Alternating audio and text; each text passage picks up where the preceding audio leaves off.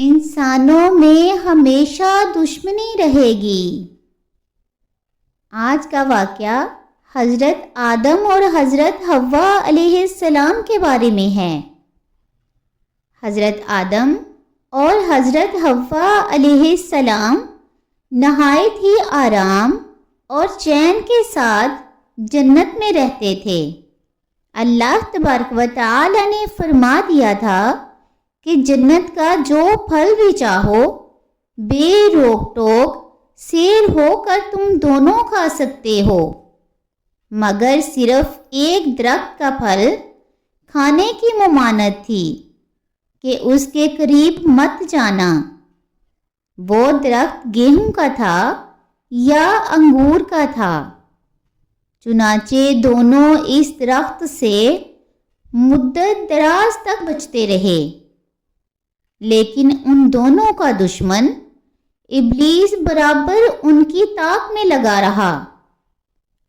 آخر اس نے ایک دن اپنا وسوسہ ڈال ہی دیا اور قسم کھا کر کہا کہ میں تم دونوں کا خیر خواہ ہوں، اور اللہ تعالیٰ نے جس درخت سے تم دونوں کو منع کر دیا ہے وہ شجر خلد ہے، یعنی جو اس درخت کا پھل کھا لے گا وہ کبھی جنت سے نہیں نکالا جائے گا۔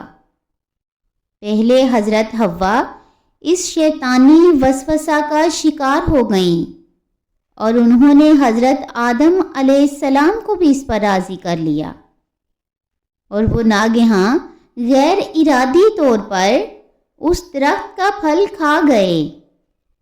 آپ علیہ السلام نے اپنے اجتہاد سے یہ سمجھ لیا کہ یہ نہیں تنزیہی ہے، لا تقربا هذه الشجرہ کی نہیں تنزیہی ہے، اور واقعی ہرگز نہیں تحریمی نہیں تھی، ورنہ حضرت آدم علیہ السلام نبی ہوتے ہوئے ہرگز اس درخت کا پھل نہ کھاتے، کیونکہ نبی تو ہر گناہ سے معصوم ہوتا ہے۔ بہرحال حضرت آدم علیہ السلام سے اس سلسلے میں اجتہادی خطا سرزد ہو گئی، اور اجتہادی خطا گناہ نہیں ہوتی، لیکن حضرت آدم علیہ السلام چونکہ دربار الہی میں بہت مقرب اور بڑے درجات پر فائز تھے، اس لیے اجتہادی خطا پر بھی مردے آتاب ہو گئے۔ فوراً ہی بہشتی لباس دونوں کے بدن سے گر پڑے اور یہ دونوں جنت کے پتوں سے اپنا سطر ڈھانپنے لگے، اور اللہ تبارک و تعالی کا حکم ہو گیا کہ تم دونوں جنت سے زمین پر اتر پڑو۔ اس وقت اللہ تبارک و تعالی نے حضرت آدم علیہ السلام سے دو خاص باتیں ارشاد فرمائیں۔ ایک تو یہ کہ تمہاری اولاد میں بعض کے دشمن ہوں گے، کہ ہمیشہ آپس میں انسانوں کی دشمنی چلتی رہے گی۔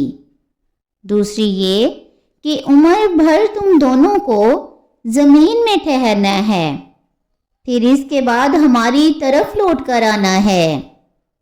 چنانچہ قرآن مجید میں اس واقعہ کو بیان فرماتے ہوئے اللہ تعالیٰ نے بیان فرمایا، ترجمہ: تو شیطان نے ان دونوں کو جنت سے لغزش دی، اور جہاں رہتے تھے وہاں سے ان دونوں کو الگ کر دیا، اور ہم نے فرما دیا کہ نیچے اترو، آپس میں ایک تمہارا دوسرے کا دشمن ہوگا، اور تمہیں ایک وقت تک زمین میں ٹھہرنا اور فائدہ اٹھانا ہے۔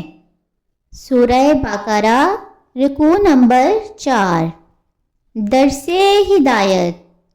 اس ارشاد ربانی سے یہ سبق ملتا ہے کہ جو انسانوں میں مختلف وجوہات کی بنا پر عداوتیں اور دشمنیاں چل رہی ہیں یہ کبھی ختم ہونے والی نہیں۔ لاکھ کوشش کرو کہ دنیا میں لوگوں کے درمیان عداوت اور دشمنی کا خاتمہ ہو جائے، مگر چونکہ یہ حکم خداوندی کے باعث ہے، اس لیے یہ عداوتیں کبھی ہرگز ختم نہ ہوں گی۔ کبھی ایک ملک دوسرے ملک کا دشمن ہوگا، کبھی مزدور اور سرمایہ دار میں دشمنی رہے گی، کبھی امیر و غریب کی عداوت زور پکڑے گی، کبھی مذہبی اور لسانی دشمنی رنگ لائے گی، کبھی تہذیب و تمدن کے باہمی ٹکراؤ کی دشمنی ابھرے گی، کبھی ایمانداروں اور بے ایمانوں کی عداوت رنگ دکھائے گی۔ الغرض دنیا میں انسانوں کی آپس میں عداوت و دشمنی کا بازار ہمیشہ گرم ہی رہے گا، اس لیے لوگوں کو اس سے رنجیدہ اور کبیدہ خاطر ہونے کی ضرورت نہیں، اور نہ اس عداوت اور دشمنی کو ختم کرنے کی تدبیروں پر غور و خوض کر کے پریشان خاطر ہونے سے کوئی فائدہ ہے، کیونکہ جس طرح اندھیرے اور اجالے کی دشمنی، آگ اور پانی کی دشمنی، گرمی اور سردی کی دشمنی کبھی ختم نہیں ہو سکتی، ٹھیک اسی طرح انسانوں میں آپس کی دشمنی کبھی ختم نہیں ہو سکتی، کیونکہ اللہ تبارک و تعالی نے حضرت آدم اور حوا کے زمین پر آنے سے پہلے ہی یہ فرما دیا ہے کہ یعنی ایک انسان دوسرے انسان کا دشمن ہوگا، تو یہ عداوت اور دشمنی خلقی اور فطری ہے۔ تو پھر بھلا کون ہے جو اس عداوت کا دنیا سے خاتمہ کرا سکتا ہے؟ پھر بھی اللہ تبارک و تعالی سب مسلمانوں کو راہ راست پر چلنے کی توفیق عطا فرمائے اور ہم سب کا خاتمہ بالخیر عطا فرمائے، آمین ثم آمین۔